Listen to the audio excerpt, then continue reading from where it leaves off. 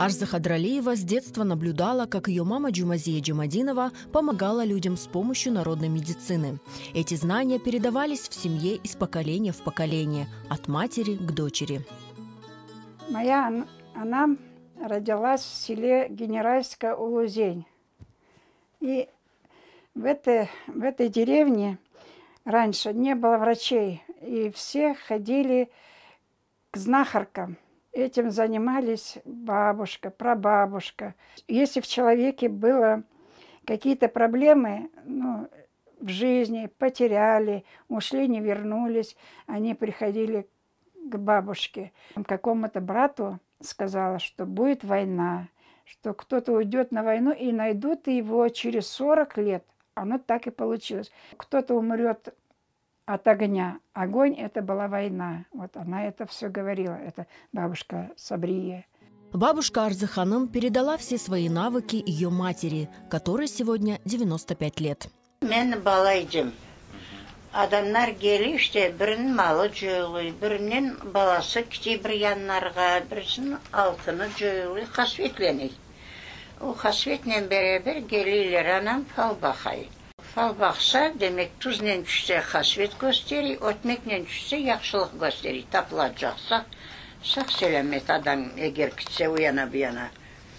Анамын өзен аты, біз балайдық, отырдық янна, не апай, не айти, dinledik.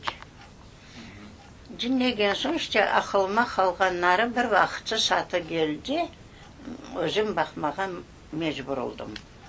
Ей было 17, когда семью выслали из родного Улуузеня.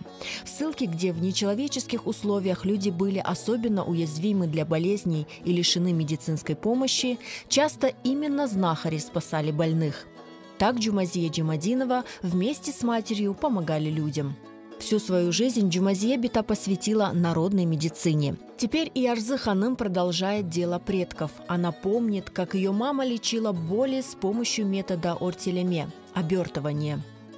Когда рожа, вот это лечат, красной тряпкой обвязывают, а это рожа.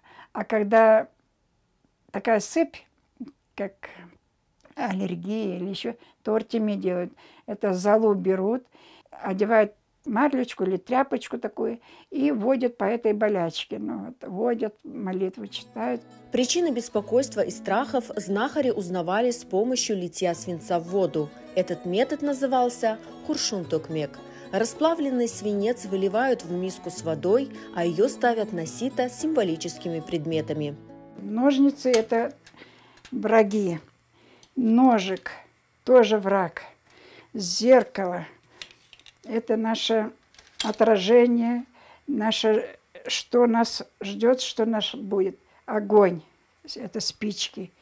Расческа – это лес. Нитка с иголкой. Куда ниточка, туда иголочка. Яйцо – это наша жизнь, наша земля кругленькая.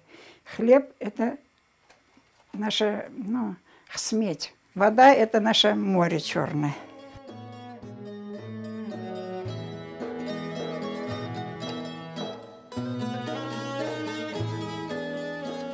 Нагревает этот хуршун. 3 раза надо налить на голову, на сердце, на ноги. И последний наливаешь уже за порог. За порог наливаешь, потом оно показывает, чем все кончится, все ли будет хорошо. По полученному из свинца рисунку целители узнают причину недуга. Как говорили старожилы, дердынгны костере. А звук от наливаемого в воду свинца, как утверждают знахари, прогоняют страхи. Бисмилляхи-рахмани-рахим.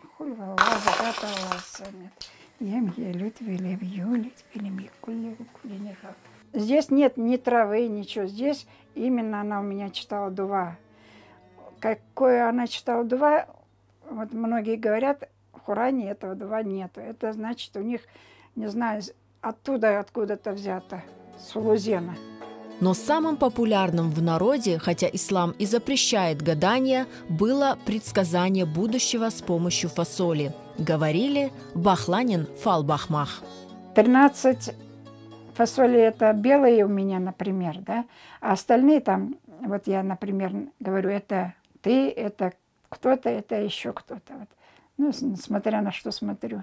На жизнь, на любовь, на детей. В основном в этом гадании фасоль, хлеб и соль. Вот.